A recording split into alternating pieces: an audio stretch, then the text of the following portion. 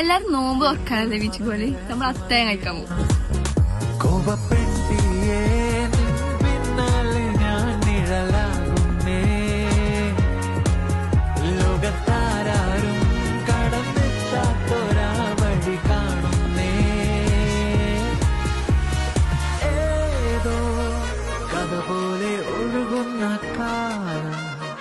കടലായി പൊതിയുന്നു കര കാണാതെ നീന്തുന്ന പ്രായം